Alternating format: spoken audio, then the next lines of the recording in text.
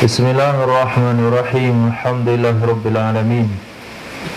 Wassalatu wassalamu ala sayyidina maulana Muhammadin sayyidil anbiya'i wal mursalin wa habibi rabbil alamin wa ala ashabil akramin wa ahli baiti tahirin wa azwajit tahirat ummahatil mu'minin wa tabi'ina lahum bi ihsanin ila yaumiddin, amma ba'du.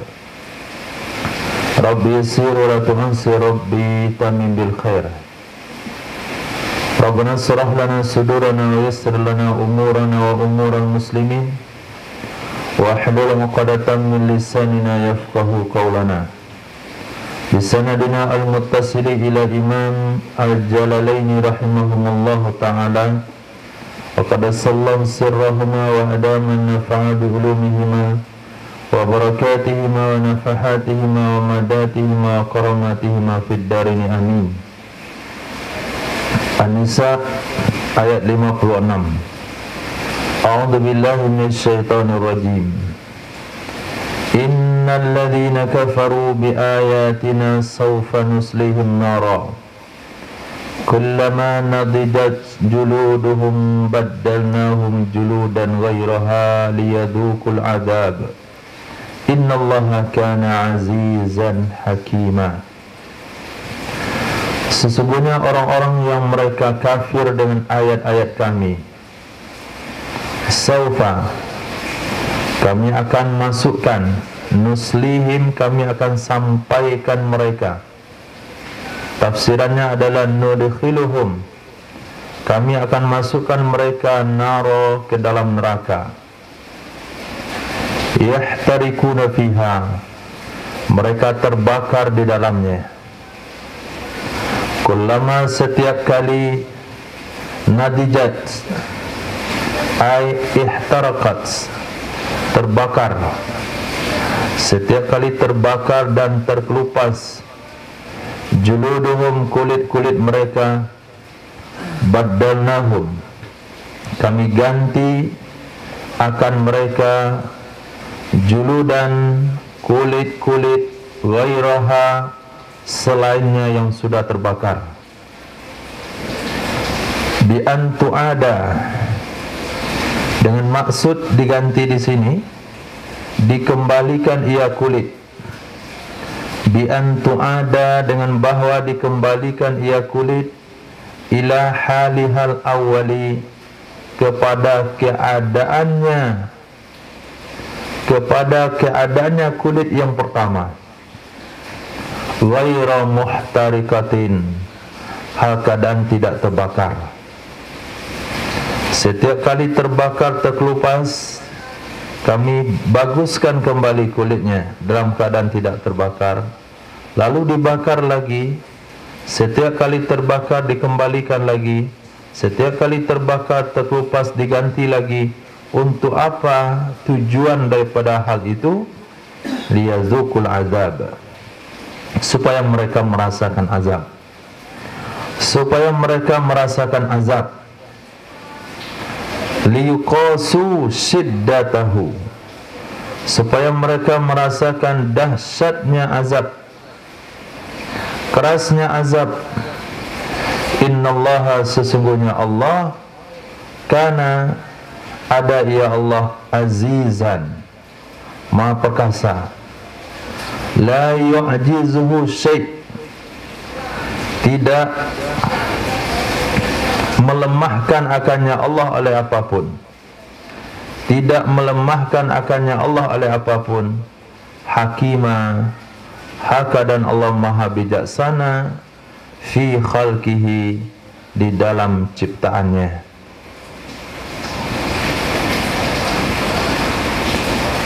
Mereka yang mengatakan ahli teknologi, baik dalam bidang kesehatan, bidang perbintangan, astronomi, kemudian bidang apapun yang mereka katakan penemuan-penemuan, mereka menemukan bahwasanya yang merasakan sakit itu kulit. Yang merasakan sakit kulit. Maka sesuatu yang tidak berkulit itu tidak merasakan sakit. Misal lidah,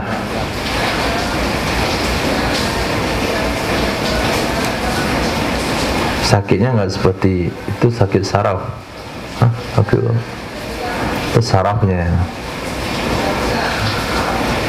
Maka ketika seseorang luka misalnya, kulitnya nggak ada lagi, terkadang ada juga rasa sakit, tapi tidak seperti sakit yang dirasakan kalau pakai kulit. Maka hadis-hadis mengatakan orang kafir di neraka itu akan ditebalkan kulitnya. Jarak Makkah Madinah itu tebal kulitnya. Kulit setebal itu terkelupas dengan api neraka. Diganti lagi.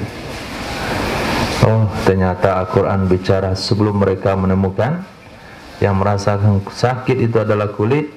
Al-Quran dah bicara sebelumnya tentang yang merasakan sakit itu kulit, di mana setiap kali hancur kulitnya kami ganti dengan kulit baru. Tujuannya liyazuku. Itu apa tujuan penggantian itu? Liyazuku, supaya mereka merasakan. Berarti merasakan itu pakai kulit. Maka ketika luka itu kulitlah yang merasa sakit. Kalau sudah terbelah begitu, lukai lagi ke dalam, sakit juga. Tapi tidak seperti bagaimana rasa sakitnya kulit. Walladzina amanu wa 'amilus shalihat, dan orang-orang yang mereka beriman dan beramal soleh. Orang-orang yang mereka beriman dan beramal soleh, sanudkhiluhum, kami akan masukkan mereka jannatin, ke dalam taman-taman, tajri min tahtihal anhar, yang mengalir dari bawahnya oleh sungai-sungai, khalidina fiha abada, hal keadaan mereka kekal di dalamnya taman-taman selama-lamanya. Lahum fiha, bagi mereka di dalamnya taman-taman, di dalamnya kebun-kebun surga, azwajum mutahhara, istri-istri yang suci, istri-istri yang bersih, minal haidi, bersih dari haid, wa kulli qazarin, dan dari setiap yang kotor, yaitu bidadari. Dia tidak mengenal yang namanya menstruasi. Tidak ada yang bahasa ingus, tidak ada bahasa kentut, tidak ada bahasa bau badan, bau ketiak, bau telinga, dahak, daki. Pokoknya setiap yang kotor itu nggak ada, bersih. Wa nudkhiluhum, dan kami akan masukkan mereka dhillan wadila, naungan yang abadi, naungan selama-lamanya, daiman, selama-lamanya teduh, selama-lamanya teduh. La tansihuhu syamsun, tidak menghilangkan akannya naungan oleh matahari. Teduh yang ada di dunia ini itu kalau kena matahari hilang teduhnya. Tapi teduhnya di sorga itu tidak hilang dari matahari. Wa huwa zillul jannah, itu adalah naungan sorga. Itu adalah teduhnya sorga. Teduh yang tidak hilang dari matahari, karena di dalam sorga tidak ada matahari. Yang ada adalah cahaya. Innallaha ya'murukum an tu'addul amanati ila ahliha. Sesungguhnya Allah memerintahkan kepada kalian, sesungguhnya Allah memerintahkan kepada kalian bahwa kalian tunaikan akan amanah-amanah artinya ma tumina alaihi minal huquq. Ma tumina, sesuatu yang dipercayakan atasnya sesuatu daripada hak-hak, sesuatu yang dipercayakan di atasnya seseorang daripada hak-hak, itu yang dimaksud dengan amanah. Ila ahliha, kepada pemiliknya amanah, kepada pemiliknya amanah. Tolong berikan ini sama fulan. Tolong kalau saya meninggal berikan ini sama fulan. Tolong beritahukan sama fulan. Itu maknanya adalah amanah. Ayat ini turun lamma akhadha Aliun radhiyallahu an miftah al-Ka'bah min Utsman bin Talha al-Hajabi. Sada apa itu?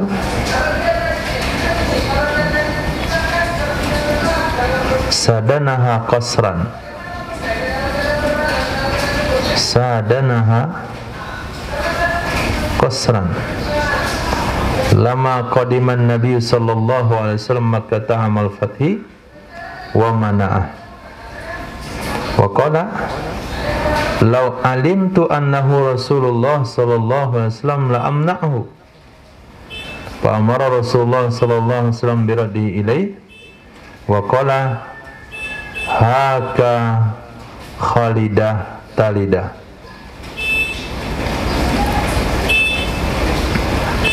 Turun ayat tersebut tak kala mengambil oleh Sayyidina Ali radhiyallahu ta'ala anhu akan miftahal Ka'bati, kunci Ka'bah yang ada pada Utsman bin Talha al-Hajabi. Dia adalah Bani Abdiddar.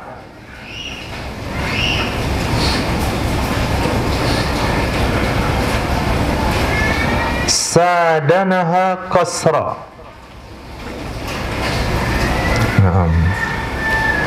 Nah, kamu maksudnya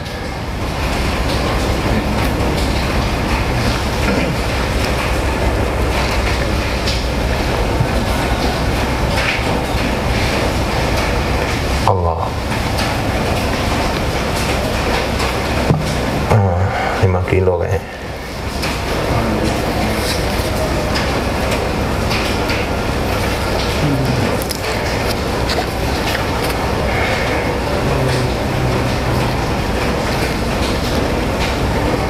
Sadana, kalau sadayana bahasa Bogor.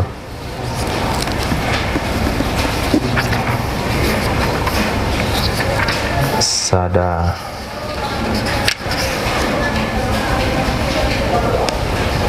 sadana, melayani.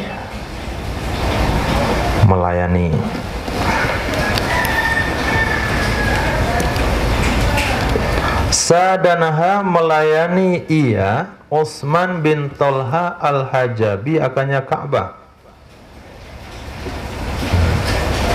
Qasran kayak kohron situ.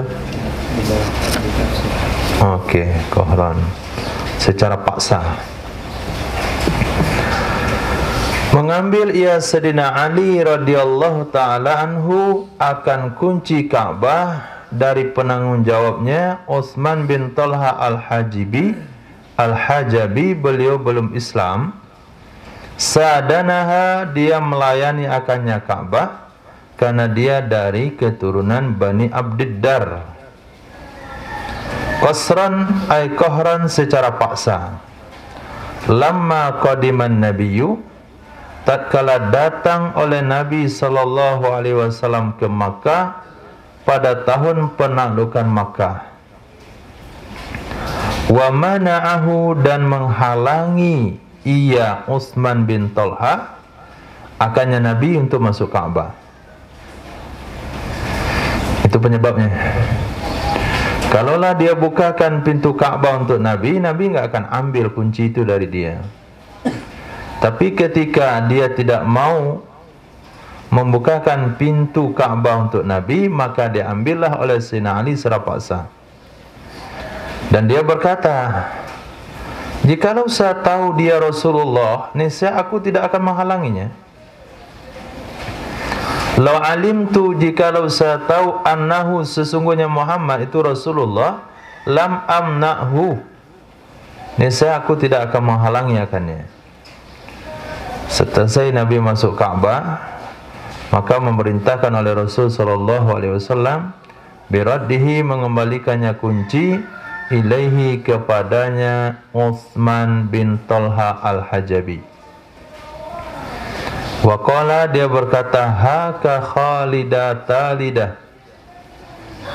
Itu kalimat istilah mereka itu. Haka itu artinya Khalidah mukhalladah fil mustaqbal. Talidah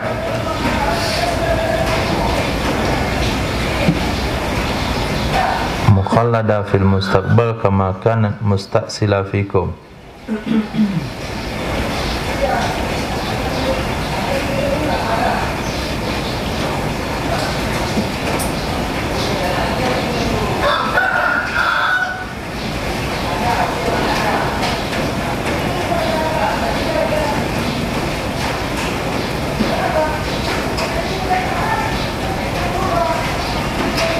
Oh, yang tadi ada kok tafsirannya.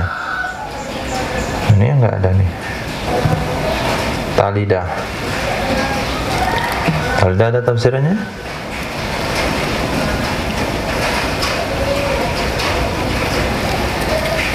Talada.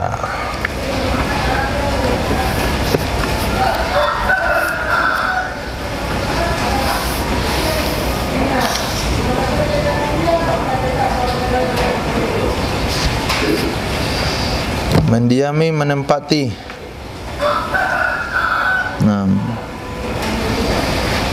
Iya, menempati. Haka.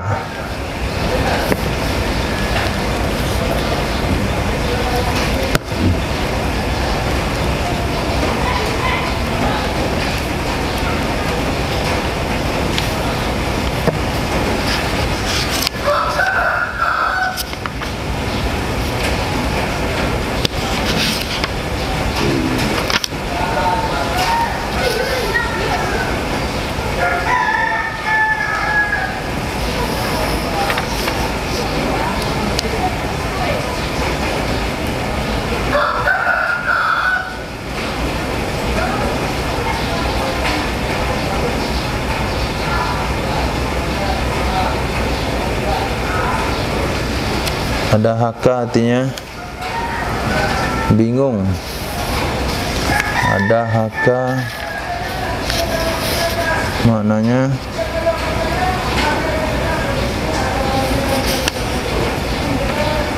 terburu-buru, tergesa-gesa.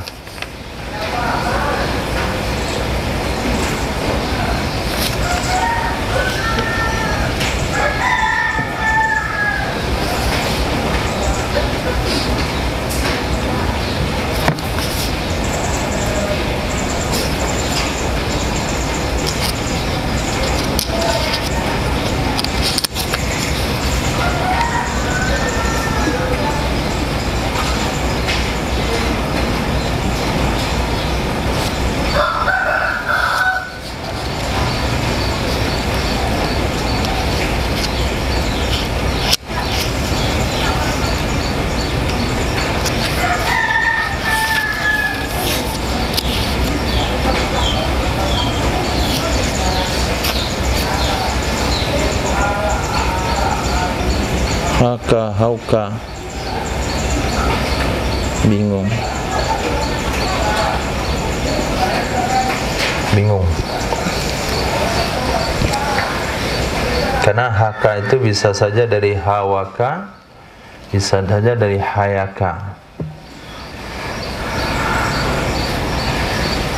Berarti di sini dekat kepada makna hawaka asalnya. Haka, bingung. Khalidah, kekal, yang selalu tinggal. Talidah, menempati. Fa'ajaba min dzalik, maka dia heran dari hal itu. Heran dia dari hal itu. Kenapa kunci Ka'bah diambil dari dia, lalu dikembalikan lagi sama dia? Maka dia pun berkata bingung. Bingung, kenapa? Faqara'a lahu 'alal ayah, maka membacakan ia Nabi sallallahu alaihi wasallam baginya Utsman bin Talha al-Hajabi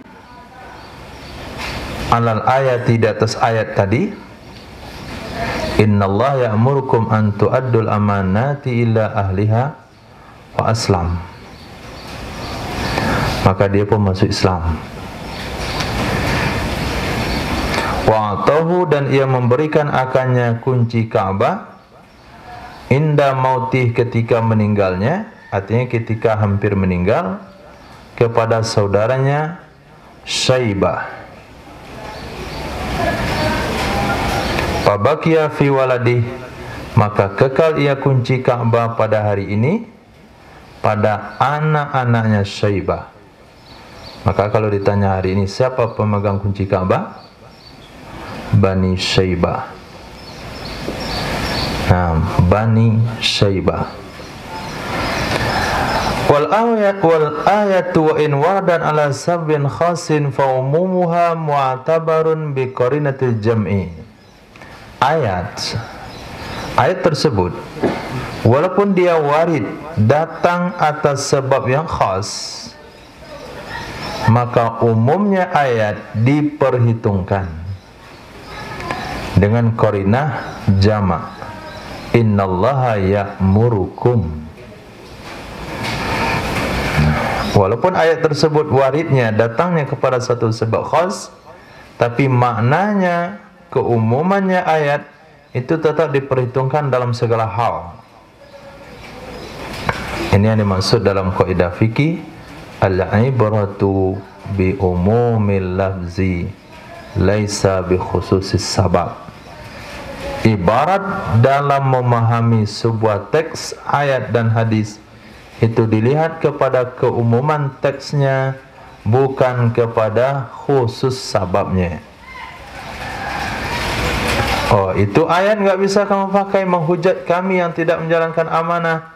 Ayat itu turunnya dalam masalah kunci Ka'bah. Kami tidak pernah menerima amanat kunci Ka'bah. Tidak boleh ngomongnya begitu. Setiap orang yang menerima amanat apapun bentuknya, dia masuk dalam kategori ayat ini. Innallaha ya'murukum an tu'addul amanat. Amanat. Allah memerintahkan kepada kalian untuk kalian menunaikan amanat. Banyak kan amanahnya? Bukan hanya kunci Ka'bah. Itu qarinahnya. Qarinah yang menunjukkan bahasanya maknanya itu umum, karena menggunakan lafaz jama'. Bi qarinatil jam'i, dengan qarinah indikator lafaz jama'.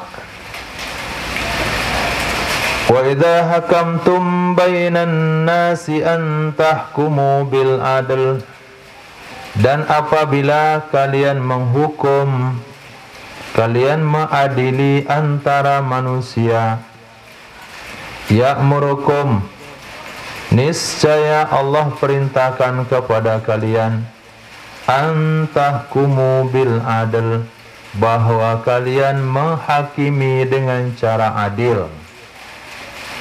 Maka hakim-hakim yang tidak menegakkan keadilan, hakim yang hukumnya bisa diperjualbelikan, maka hakim itu akan dituntut di akhirat kelak. Apalagi keputusannya membuat orang menderita.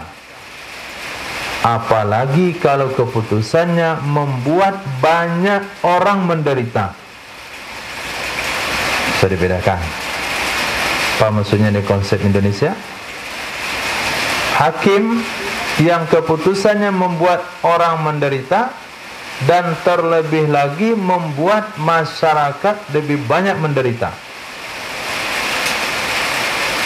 yaitu hakim yang mengambil keputusan di dalam kasus pemilihan umum. Nah itu lebih gawat,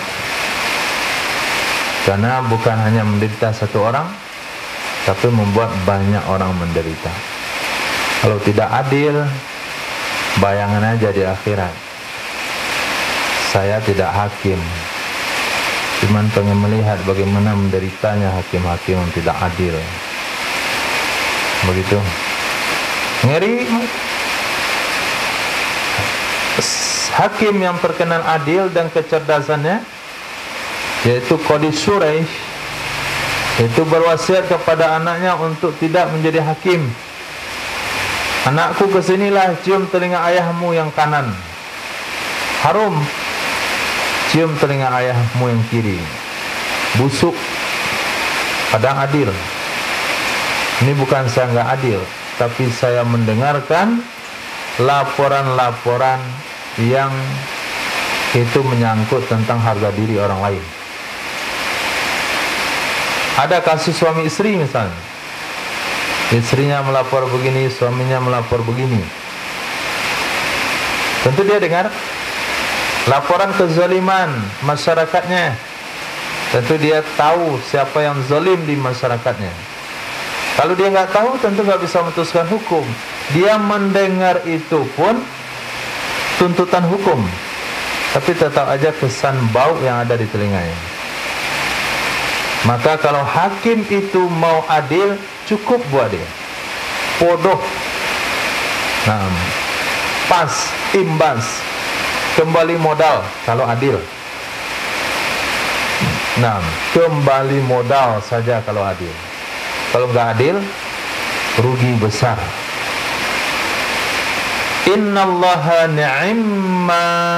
ni'imma.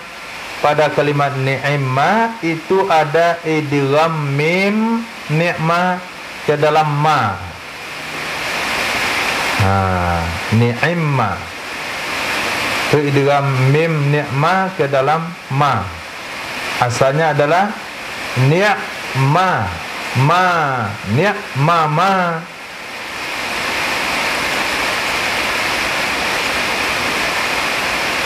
Nakirah, nakirah yang diberi sifat dengan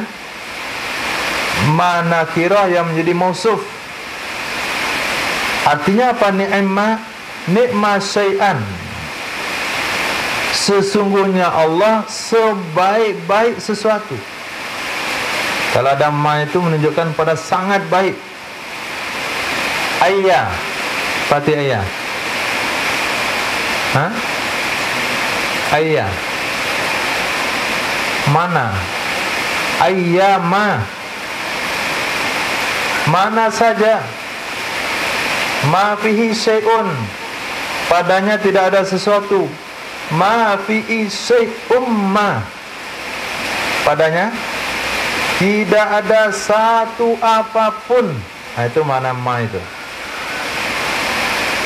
Ni'imma, sesungguhnya Allah sebaik-baik, sangat baik. Artinya nggak ada yang baik lagi daripada itu. Ya'izukum bih, Allah menasihati kalian dengannya. Allah menasihati kalian dengannya.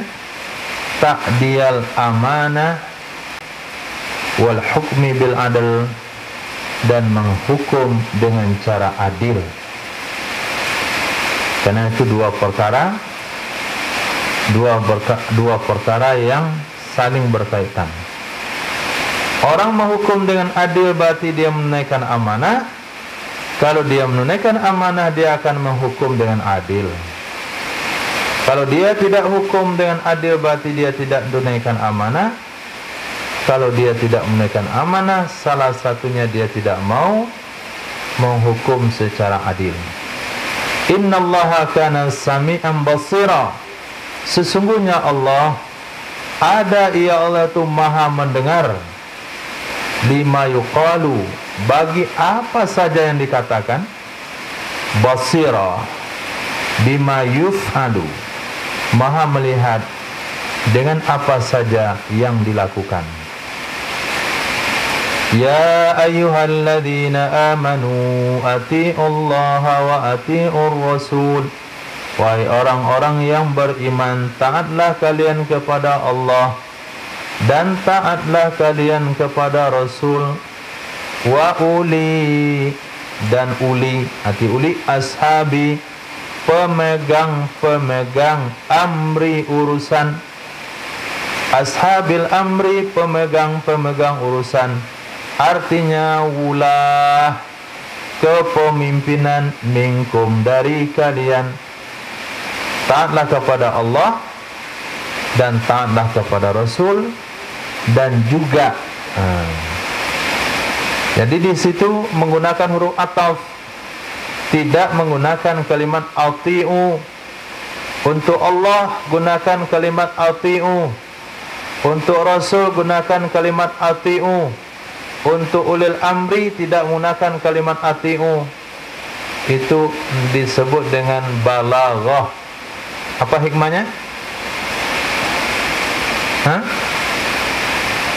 Taat kepada Allah tanpa ada syarat. Taat kepada Rasulullah enggak pakai syarat.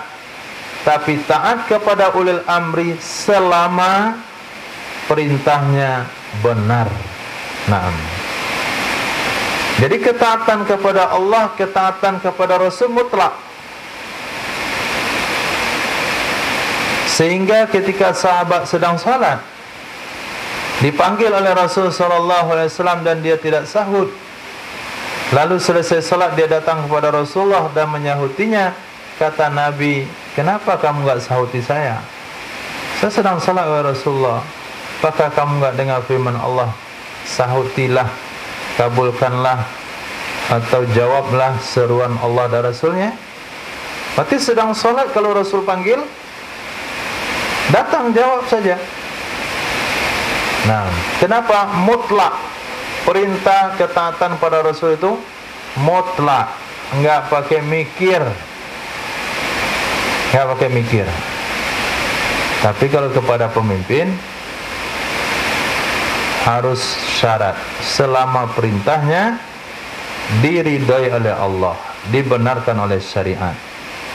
Maka tidak menggunakan ati'u, tapi menggunakan huruf ataf. Artinya, idza amarukum bi ta'atillahi wa rasulih, apabila mereka memerintahkan kalian dengan mentaati Allah dan mentaati Rasulnya. Dibaca tafsirannya, Mas. Jangan asal kutip saja ayat Al-Quran.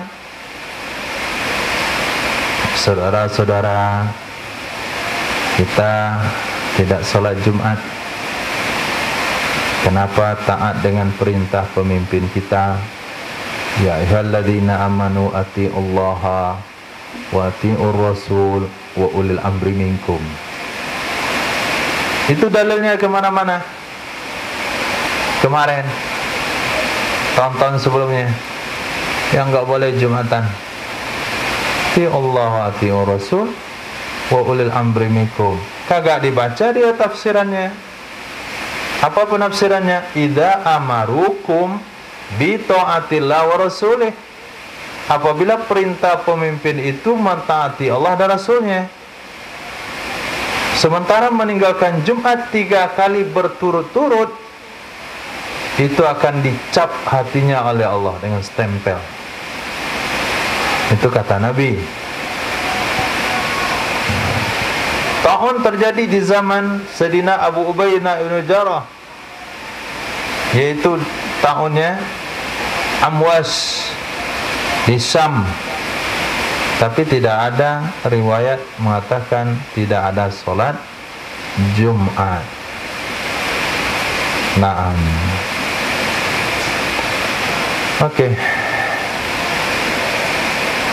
Fa in tanaza'tum, maka jika kalian bertengkar, ikhtalaftum, kalian beda pendapat, fi syai'in, tentang sesuatu, farudduhu ilallah, maka kembalikanlah oleh kalian sesuatu tersebut kepada Allah.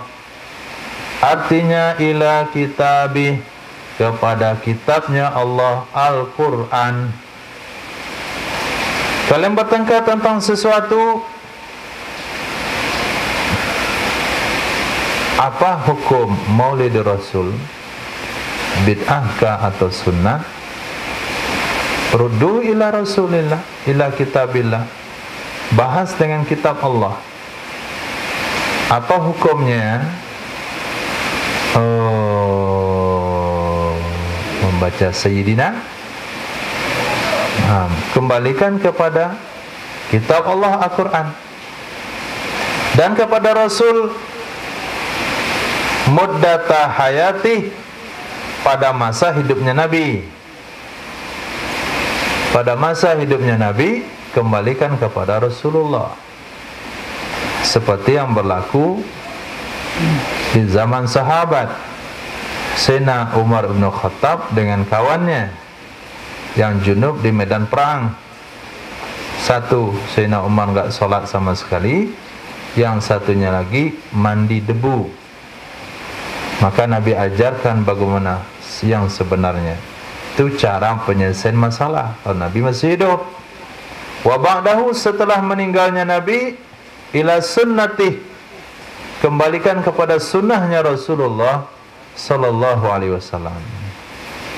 Artinya iksifu alaih, buka oleh kalian, cari oleh kalian penyelesaian atasnya sesuatu tersebut, minhuma, dari keduanya, Al-Quran dan hadis Rasul. Karena perintah ini menyelesaikan masalah dengan Al-Quran dan hadis, maka kita belajar tafsir dan belajar hadis. Dikarenakan banyaknya pada hari ini tanaza'tum fi syai'. Banyaknya tanaza'tum fi syai'. Kalian tanazza' dalam zikir berjamaah, kalian tanazza' dalam hal tanazu', dalam hal doa bersama, tanazu', tahlilan, tanazu', yasinan, tanazu', ziarah kubur, tanazu', ziarah makam aulia illah.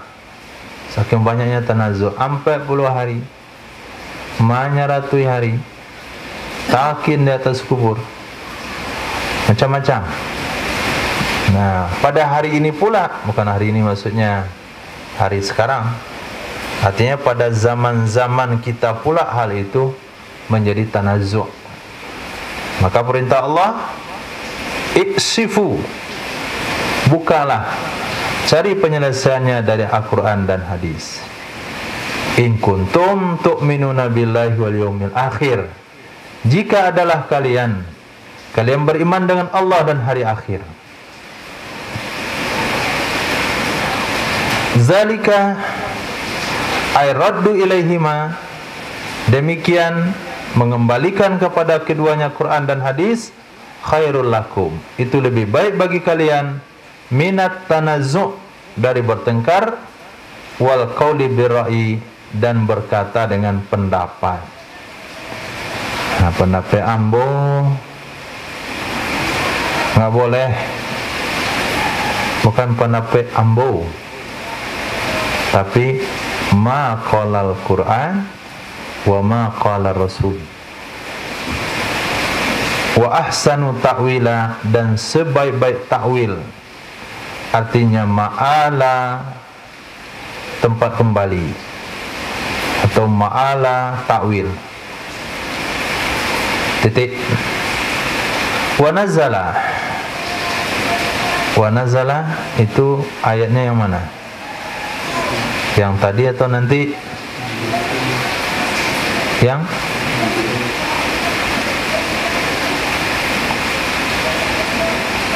tadi ya. Wa nazalat. Itu nanti karena menggunakan muzakkar nazala.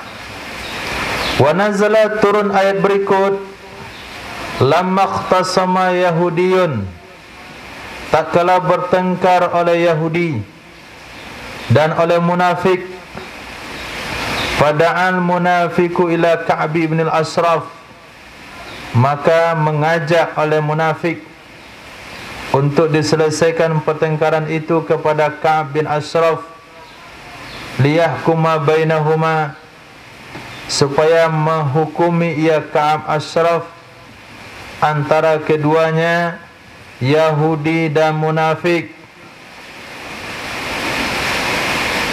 Dan mengajak oleh Yahudi kepada Nabi sallallahu alaihi wasallam. Munafik pengennya dengan hukumnya Yahudi. Yahudi sendiri pengen dengan hukumnya Nabi. Bayangkan sadisnya munafik itu. Yahudi saja mau dengan hukum Rasulullah, si munafik yang dia penampilannya Islam, luarnya Islam, hatinya kafir, itu kebenciannya sampai kepada tahap pada Ka'b Ashraf saja. Kalian kan Yahudi, ayo kita ke pendeta kalian. Bagaimana menurut antum kalau ada ceramah tempat Yahudi atau Nasrani? Hati-hati. Nah, tidak ada kecenderungan seorang Muslim kepada Yahudi dan Nasrani. Tidak ada kecenderungan sama sekali. Kalaulah ada kecenderungan kepada hukum Yahudi dan Nasrani, dikhawatirkan dia munafik. Baru dikhawatirkan, enggak dituduh. Dikhawatirkan. Kenapa dikhawatirkan? Karena pengalaman yang pernah terjadi. Pertengkaran Yahudi dengan munafik. Munafik maunya Ka'b Ashraf, sedangkan Yahudi maunya kepada hukum Nabi. Fa'atayahu, datanglah kedua-duanya. Siapa? Si munafik sama si Yahudi tadi. Kepada Nabi sallallahu alaihi wasallam. Nabi tanya pertengkarannya, Nabi tanya permasalahannya, Nabi putuskan kemenangan untuk Yahudi. Falam yardal munafik, maka tidak rela orang munafik itu. Wa ataya Umar, datang kedua-duanya kepada Sayyidina Umar. Fazakara lahul yahudu dalik, fazakara lahul yahudiyu dalik, maka menceritakan baginya Sayyidina Umar oleh Yahudi dengan demikian tadi. Wahai Umar, mohon maaf sebelumnya ya, kami datang ke sini, sebetulnya saya dengan dia ini sudah melapor ke Rasulullah tadi.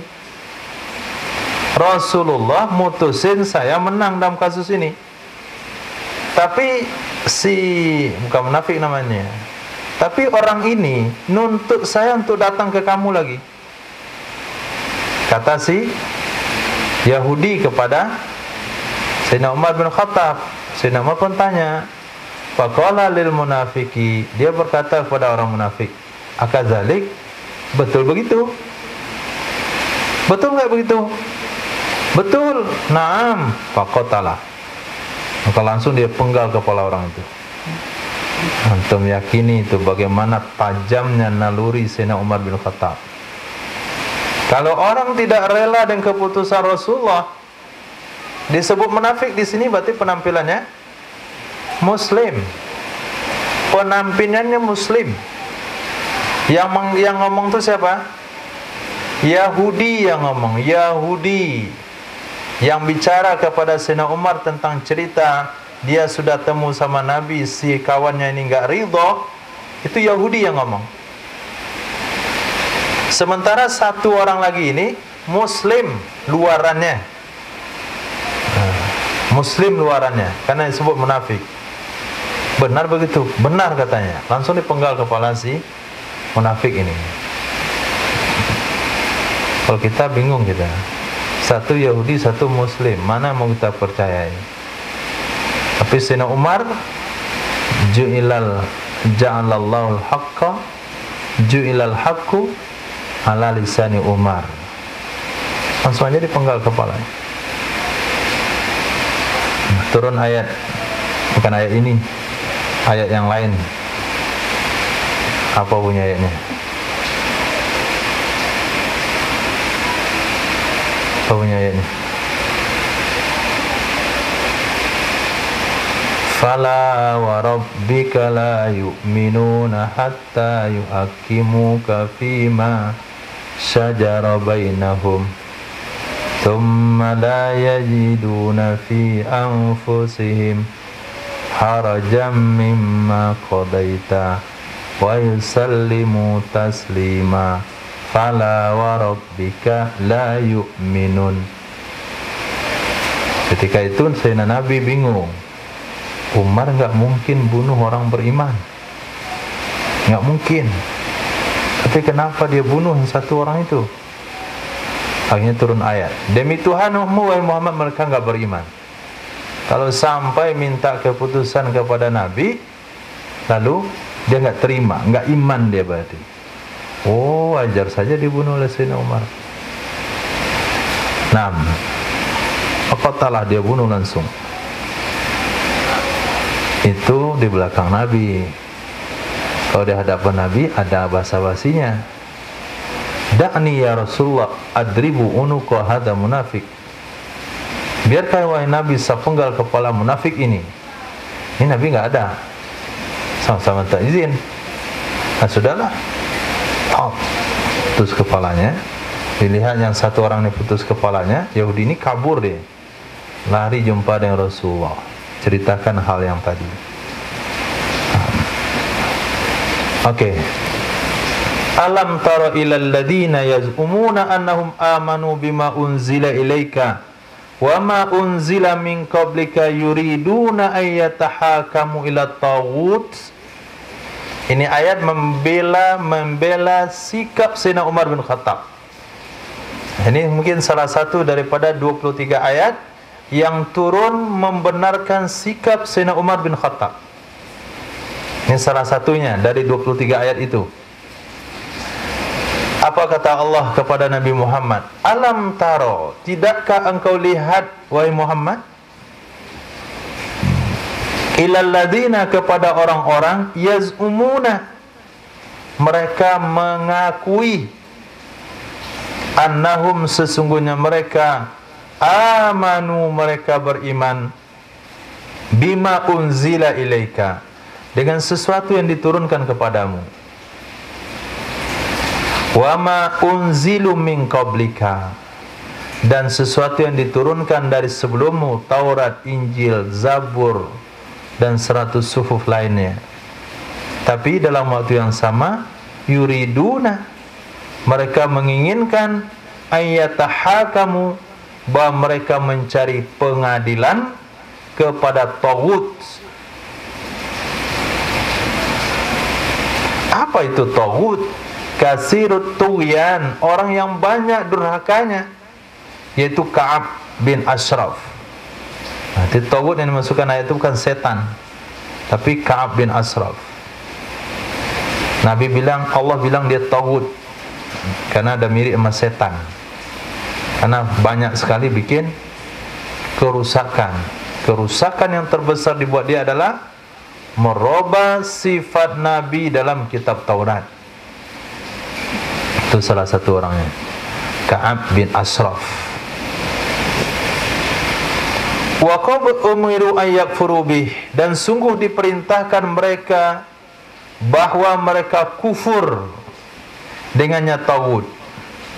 Wala yuwaluhu, dan tidaklah mereka menjadikan wali, menjadikan pemimpin akannya tauhid. Jangan ada kesetiaan kepada tauhid, tapi justru dia minta pengadilan kepada tauhid, lalu dia putuskan menurut Rasulullah, dia tidak terima. Wa yuridu syaitanu ayudillahum, dan menginginkan oleh syaitan bahwa syaitan menyesatkan mereka dolalam ba'ida, kesesatan yang jauh, anil haq, dari kebenaran. Kesesatan yang jauh dari kebenaran. Kasih angin mas. Situ nggak ada orang, kipas hidup. Sini ada orang, ada kipas. Itu terserah lah situ. Ini yang satunya aja.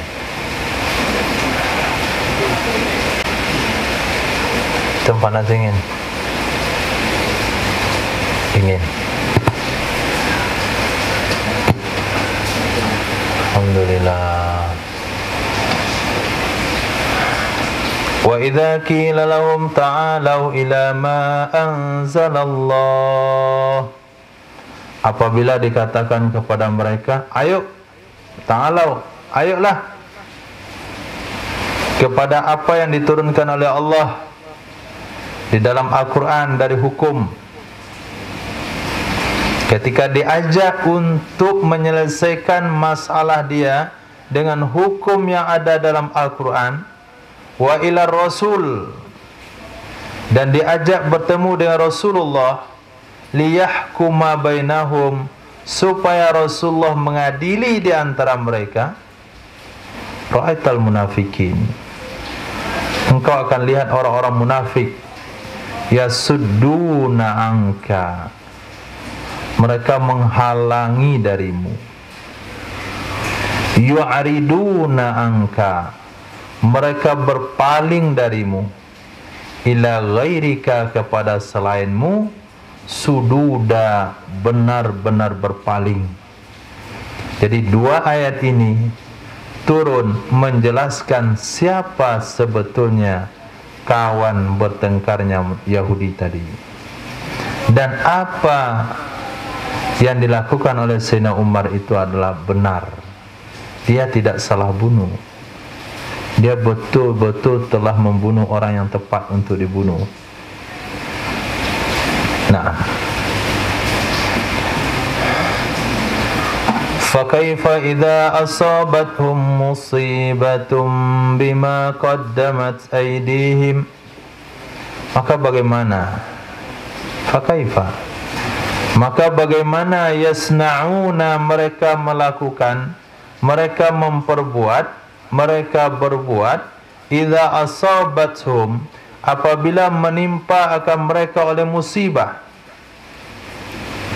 hukubatan, sebagai hukuman, bima qaddamat aydihim, dengan sebab sesuatu yang telah dilakukan oleh tangan-tangan mereka, minal kufri, dari kekufuran, wal ma'asi, dan kemaksiatan.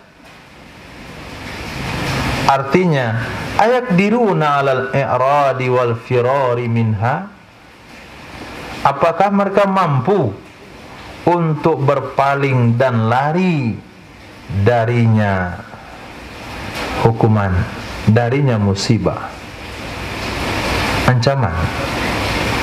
Mungkin kalian orang-orang munafik berusaha untuk berpaling dari hukum Allah, berusaha untuk berpaling daripada sunnah Nabi SAW, berusaha untuk mencari solusi dengan selain yang ditawarkan oleh agama. Kira-kira kalau kalian dapat musibah karena maksiat yang kalian lakukan, karena dosa kufur yang kalian lakukan, apakah kalian akan mampu berpaling dan lari dari musibah itu? La, tidak akan pernah. Tidak akan pernah. Summa ja'uka, yang mereka lakukan adalah, kemudian mereka akan datang kepadamu wahai Muhammad, maktu kepada yasuddun, mereka akan datang kepadamu wahai Muhammad, yahlifuna billah, mereka bersumpah dengan nama Allah, in aradana illal husna illa ihsana. In maknanya ma, tidak ada aradana yang kami inginkan, tidak ada yang kami cari dengan mengambil pengadilan, mengambil kebijakan hukum ila ghairika kepada selainmu wahai Muhammad, kecuali yang kami cari itu ihsan, sulha kebaikan, dan taufik. Taufik apa?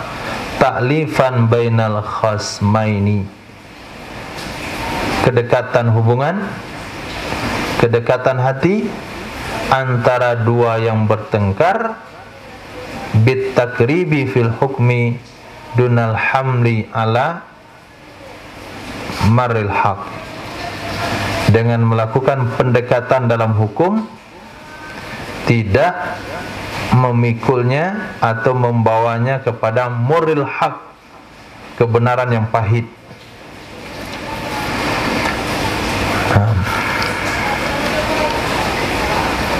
Sebetulnya ini buah bibir mereka untuk menutupi kebusukan hatinya, untuk menutupi kebenciannya kepada Islam. Mereka ngomongnya begini, sebetulnya kita tahu Islam itu solusi setiap masalah, tapi kita kan tinggal di kawasan hidup dengan berbagai macam agama.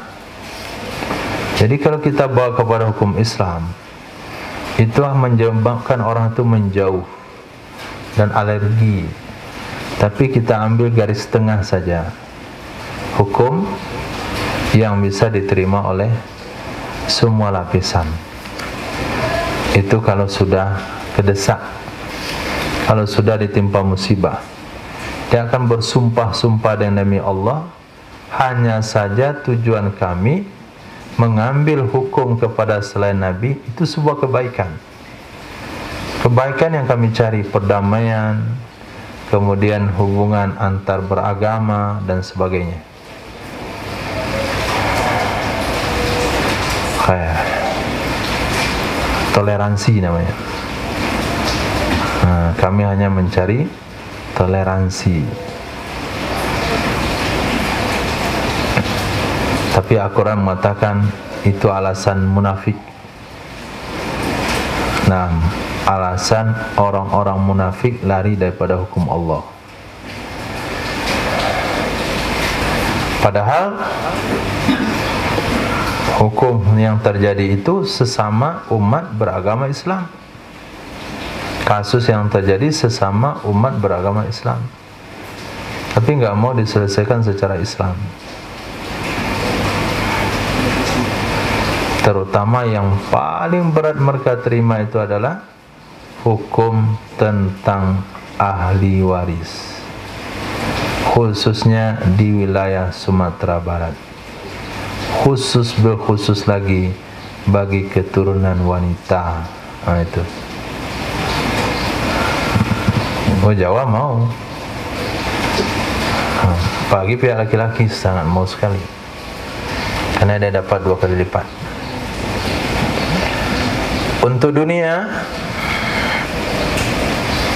skop dunia yang berat bagi wanita 1 ayat. Fankihu ma taba lakum minan nisa'i masna wa sulasa wa ruba'. Tapi untuk skop Sumatera Barat tambah 1 lagi. Lidzakari mithlu hadzal unsayin. Itu yang berat dia terima. Laki-laki jatahnya 2 kali lipat perempuan. Gak mau dia terima. Kami anak perempuan mau warisi semuanya, laki-laki gak ada hak. Itu untuk di Sumatera Barat. Dua ayat yang sulit diterima. Bagi laki-laki nggak ada ayat yang sulit diterima kecuali ayat jihad. Famfiru infiru khifafan wa thiqala. Itu yang nggak sanggup. Berangkat jihad dalam keadaan susah dan senang. Satu saja. Waktu kecil, satu lagi. Hadis khitan. Itu yang sulit dia terima. Hadis khitan. Tanya sama anak-anak yang belum khitan itu, apa yang paling kamu takutkan masa mendatang? Dia bilang basune. Itu yang paling takut dia. Dan sempat gagal 3 kali, kabur lari. Kalau sempat kabur sekali, kali kedua bakalan kabur lagi, kali ketiga kecanduan kabur ya. Kali keempat kalau lolos lagi nggak akan sunat dia sampai dewasa. Maka kali keempat itu mesti diikat dia. Kalau bisa di bius total sampai nggak bergerak sama sekali. Bius total obatnya. Nah, lepas itu hilangkan ke pangkalnya sekalian. Tadi mana nih? Itu karena kamu terlambat sunat 4 tahun maka dipotong 4 kali.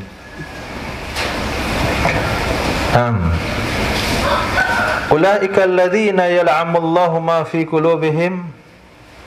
Mereka itulah orang-orang yang mengetahui oleh Allah Subhanahu wa taala apa saja yang ada dalam hati-hati mereka minan nifaq, daripada kemunafikan, wa kadzibihim, dan kebohongan mereka, fi udhrihim, dalam alasan-alasan mereka. Fa'arid anhum, maka berpalinglah kamu dari mereka wahai Muhammad, bisaf, dengan damai. Musafahah salasanya berjabat tangan, artinya damai. Wa'idhum, nasihati olehmu akan mereka, artinya khawifhum, takut-takuti mereka, buat mereka takut kepada Allah. Wa kullahum, katakan kepada mereka, fi sya'ni anfusihim, di dalam keadaan diri-diri mereka, qaulan baligha, perkataan yang baligha. Apa artinya baligha? Muassiran, yang terkesan, bihim, pada mereka, perkataan yang memberi kesan pada mereka. Uzjurhum, hardik mereka supaya mereka kembali dari kekufuran mereka. Jadi ada bahasanya, kalau apabila pelanggaran terhadap agama sudah lebih daripada batas kewajaran, artinya sudah merembes kepada bab akidah, ragu dengan Al-Quran, menolak hukum Allah dan Rasulnya, pada saat itu tinggalkan orang tersebut, tapi sebelumnya nasihati dia, ucapkan kata-kata yang pedih. Nah, itu kata-kata yang pedih, yang memberi kesan. Apa misalnya? Kalau kamu tetap tidak terima dengan hukum Allah, kamu bakalan mati murtad, gitu.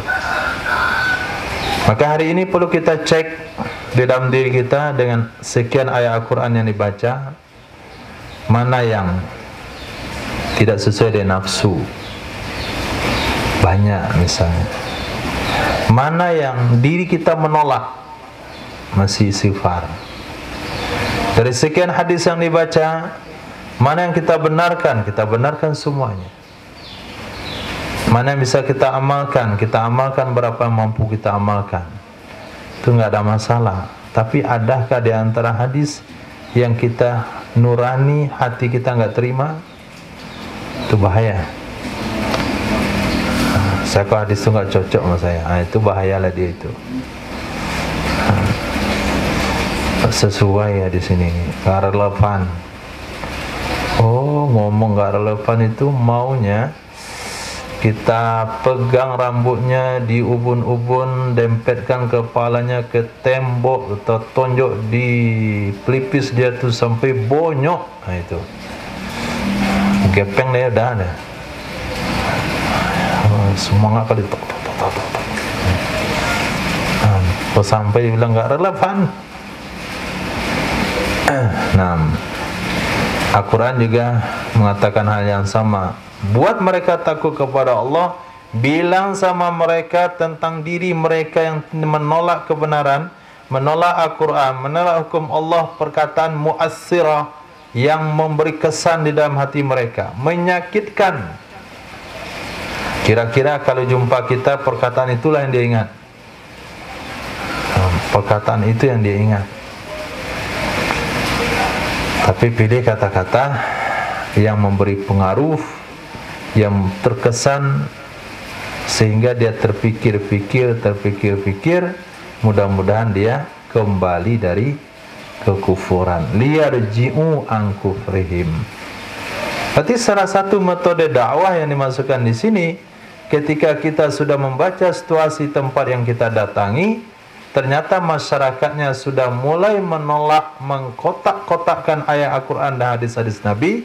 Pada saat itu tidak ada lagi bahasa dakwah dengan sopan, tidak ada lagi bahasa dakwah dengan fadilah-fadilah. Di situ adalah bahasa dakwahnya ancaman-ancaman. Pilih di bahasa kata-kata yang tidak terlupakan sampai dia mati, atau dia kembali dengan kata-kata itu ke dalam agama Islam. Termasuk fikih dakwahnya begitu. Tapi kalau masalahnya masalah nggak jamaah ke masjid, itu baru bahasa fadilah. Masalahnya kurang mau buat sedekah, bahasa fadilah. Tapi kalau jamaah ke masjid rajin, tapi bicaranya nggak relevan, itu parah itu. Gayanya intelektualitasnya tinggi, S1, S2, doktor, profesor, jurusan usuluddin, filsafat Islam, bicara tentang hadis Nabi tidak relevan. Itu jangan antum menggunakan bahasa sastra di situ. Orang tuh nggak ngerti dan sastra lagi. Jiwanya sudah sakit. Perintah Nabi di situ adalah, perintah Allah di situ adalah, kullahum fi anfusihim qaulan baligha. Jangan di tengah masyarakat yang masalahnya masalah kecil digunakan qaulan baligha. Lari orang-orang jadinya. Bapak-bapak sudah hampir dekat ke liang kubur, sudah bau tanah, masih nggak bisa sholat jamaah. Itu kan bahaya itu. Itu qaulan baligha, itu bau tanah itu. Generasi bau tanah itu qaulan baligha. Nah, bayi-bayi muda yang tak bergigi lagi, itu menyakitkan bahasanya. Masalahnya masalah apa? Sampai bahasa bau tanah, hanya masalah tidak berjamaah. Itu masih bahasa motivasi fadilah. Khair. Lihat problem umat, pilih bahasa yang tepat sesuai dengan anjuran Al-Quran dan hadis Nabi. Fama arsalna mir rasulin illa liyuta'a biiznillah. Tidaklah kami utus dari para rasul kecuali untuk ditaati. Fima ya'muru bih, dalam apa saja yang dia perintahkan dengannya. Wa yahkumu, dan yang dia putuskan. Biiznillah, dengan izin Allah. Bi amrihi, dengan perintahnya Allah. La liyuqsa, tidak untuk dimaksiati. wa yukhalafa, tidak juga untuk diselisihi. Jadi Rasul yang diutus oleh Allah Subhanahu wa ta'ala untuk ditaati perintahnya, untuk dipatuhi hukumnya, bukan untuk dilanggar, bukan untuk berbeda dengan Rasul. Nah, ini ayat sudah berbicara secara umum.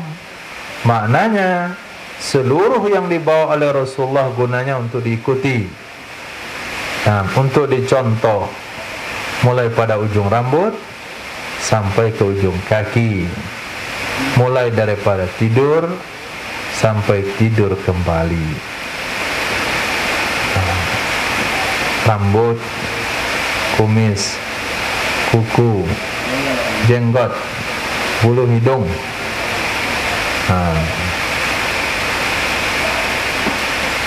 bulu hidung offset misalnya, itu melanggar sunnah Nabi. Lihat di cermin bulu hidung, offset nggak? Oh, dicabut, melanggar sunnah. Digunting sesuai dengan sunnah. Bulu ketek dicukur, melanggar sunnah. Dicabut sesuai dengan sunnah. Bulu kemaluan dibakar, melanggar sunnah. Dicukur baru sesuai dengan sunnah. Jadi Rasul itu diutus bukan untuk disalahi, tapi untuk diikuti. Walau annahum idh zalamu anfusahum ja'uka fastaghfirullah, jikalau sesungguhnya mereka, wahai Muhammad, idh zalamu, ketika mereka menzalimi, anfusahum, diri-diri mereka, bitahakumihim, dengan mengambil hukumnya mereka kepada tawud, ja'uka, lalu mereka datang kepadamu, taibina, hakada mereka bertaubat, fastaghfirullaha, lalu meminta ampun mereka kepada Allah, wastaghfara lahumur rasul, dan memintakan ampun untuk mereka oleh Rasul. Fihi, pada ayat tersebut ada iltifat dari khitab. Nah, iltifat dari khitab. Khitab mana? Hah? Mana yang khitab? Ja'uka. Ja'uka, mereka datang kepadamu. Kemudian dirubah menjadi wa'ib, wastaghfara lahumur rasul, bukan wastaghfara lahum anta, bukan itu, bukan anta, tapi rasul. Harusnya kan anta, wastaghfarta lahum, nah itu, wastaghfarta lahum, gitu baru serasi dia. Apabila orang-orang zalim tersebut datang kepadamu, lalu mereka minta ampun, wastaghfarta lahum, engkau juga minta ampun buat mereka. Tapi dirubah oleh Allah Ta'ala kepada Rasul, wastaghfara lahumur rasul, itu tafhim, mengagungkan bagi keadaannya Nabi sallallahu alaihi wasallam. Nah, itu mengagungkan keadaannya Nabi.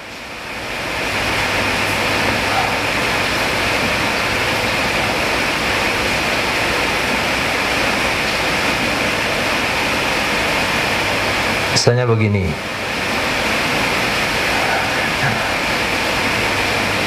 Ihsan datang sama Safirullah,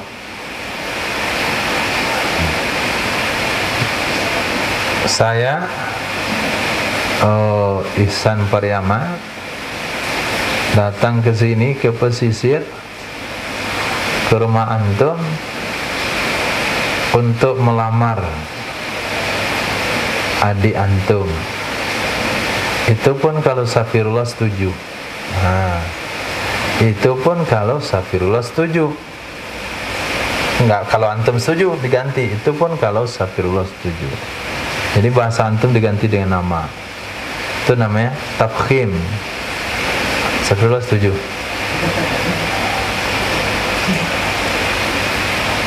Katanya enggak setuju. Kenapa enggak setuju? Adiknya laki-laki.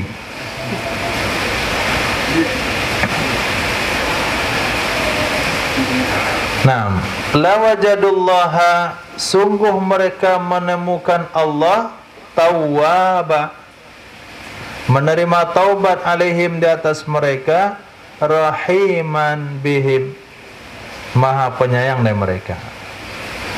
Allah itu maha penerima taubat, walaupun terhadap orang yang pernah menantang Allah, walaupun terhadap orang yang ingkar sunnah, walaupun bagi orang-orang yang berkata enggak relevan itu, walaupun dia pernah berbicara sebelumnya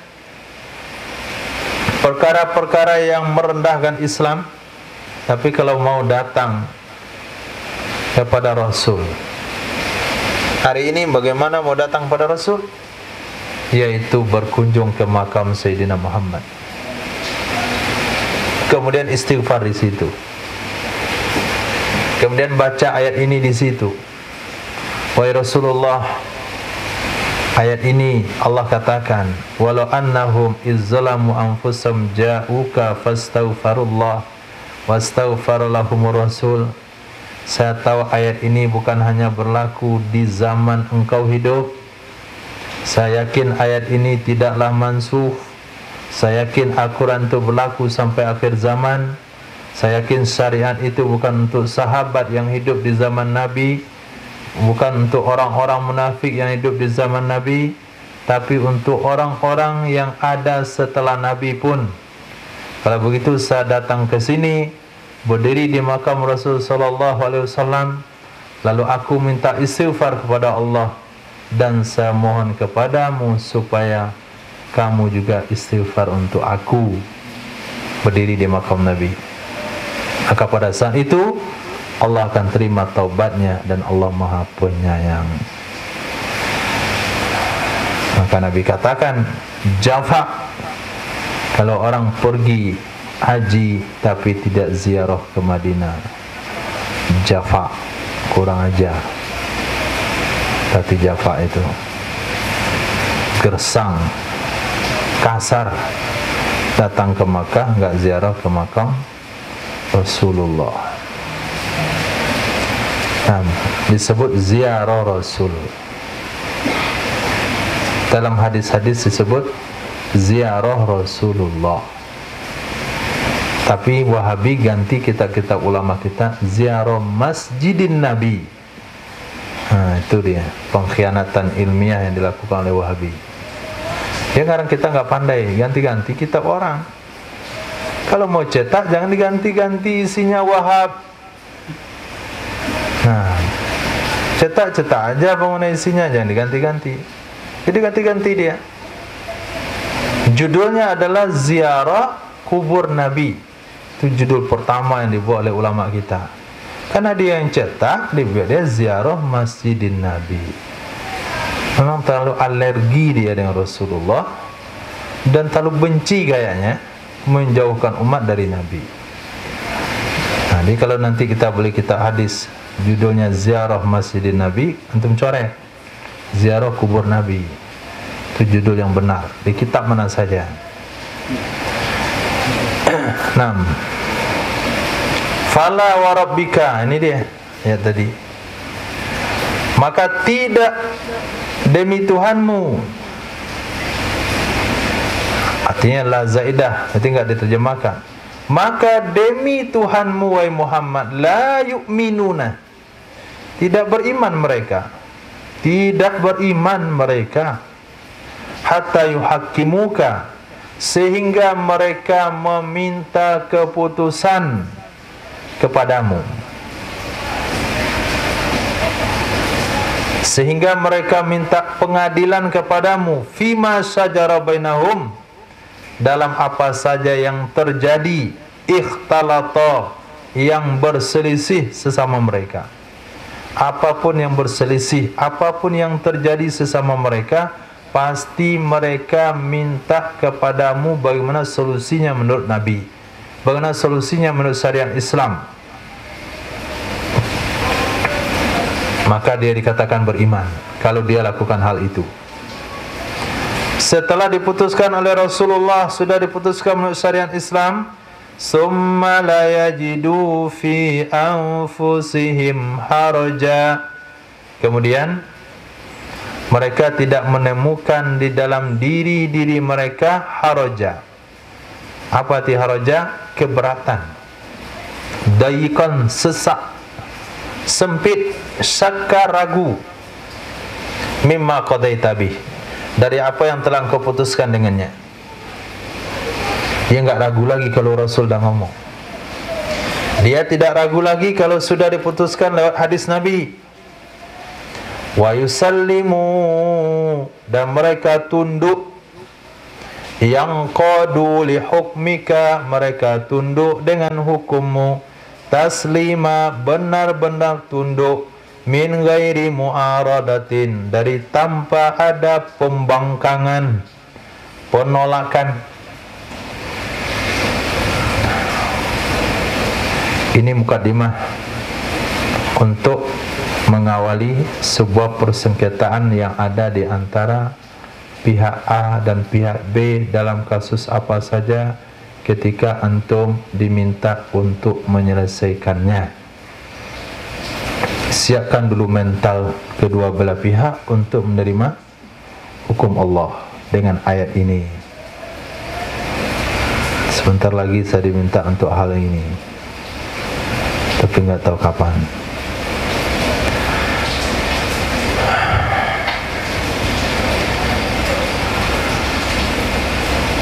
Mudah-mudahan setelah kita baca ayat-ayat ini, mereka bisa terima dengan hukum Allah. 6. Walau anna katabna alaihim an iqtulu anfusakum aw ikhruju min diyarikum ma fa'alu. Jikalau sesungguhnya kami itu Allah, mu'azim nafsah wa kambati ramai. Katabna, kami wajibkan, jikalau sesungguhnya kami wajibkan terhadap mereka, an mufassirah, apa yang kami wajibkan? Aniktulu anfusakum, bunuhlah diri-diri kalian. Kalau sampai kata Allah syariat yang diberlakukan kepada umat ini taubatnya dengan cara bunuh diri, bunuhlah diri-diri kalian. Atau ukhruju min diyarikum, keluarlah kalian dari kampung-kampung kalian, sebagaimana kami pernah wajibkan kepada Bani Israel. Ma fa'alu, niscaya mereka tidak akan melakukannya. Niscaya mereka tidak akan melakukan akannya al-maktuba alaihim, sesuatu yang diwajibkan kepada mereka tersebut, kecuali qalilum minhum, dengan rafa, i'rabnya badal kepada waw fa'alu, atau boleh nasab qalilan atau sama istisna.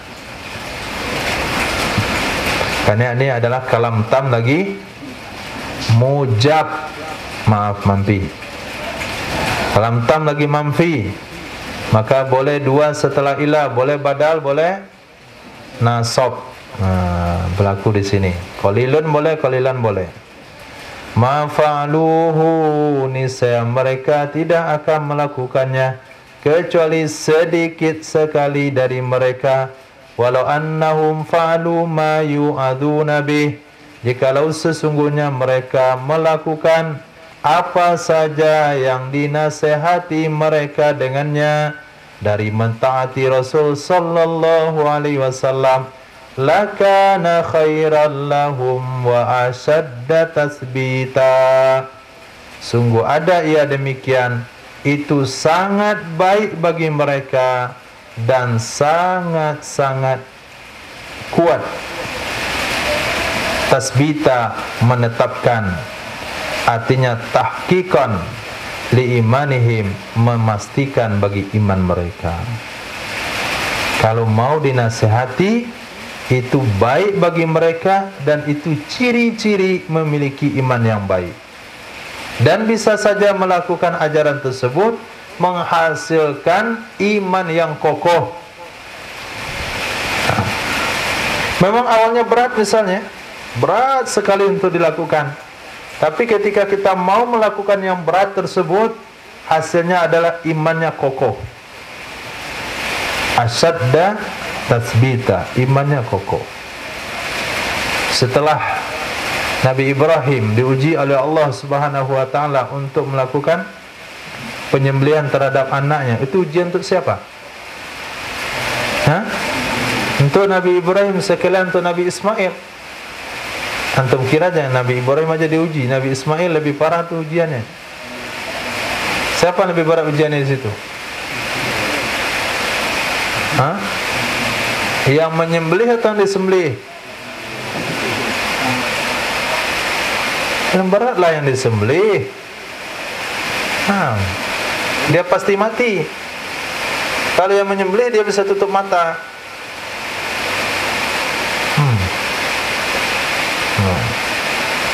Tapi yang disembelih, kalau ditutup mata pun leher dia yang putus.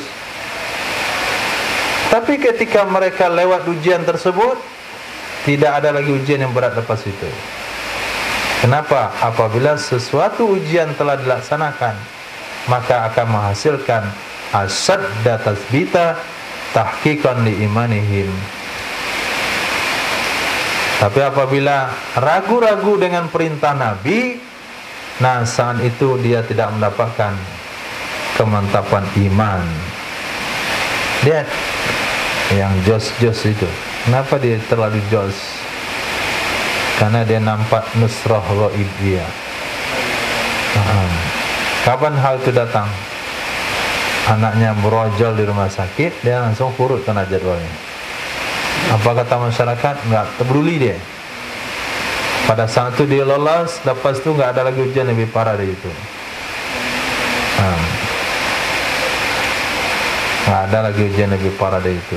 Gampang aja dibuat dia. Apa? Telinga ada tebal kok? Orang pun nggak ngomong macam-macam lagi. Mana si anu tuh? Bininya 2 hari lagi melahirkan, dia kurut dia. Biasa orang kayak gitu. Dia udah biasa gitu mang dia. Coba yang jawaban. Orang dia. Oh biasa ya. Oh gitu orangnya dia. Bahkan lebih parah pada itu.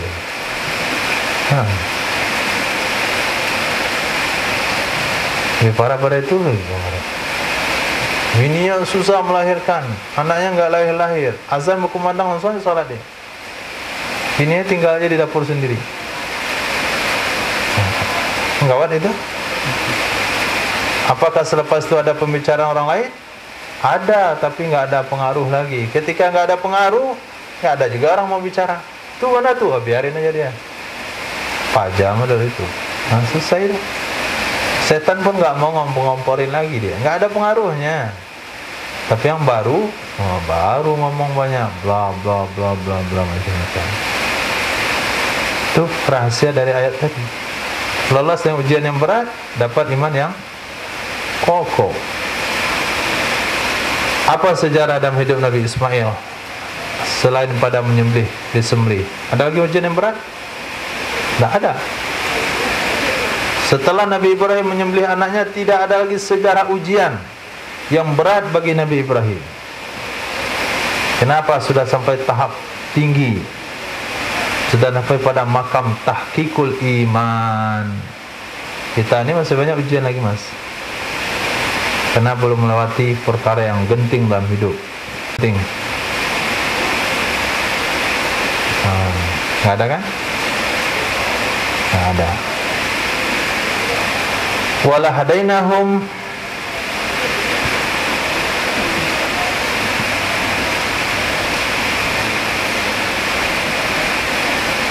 wa idzal,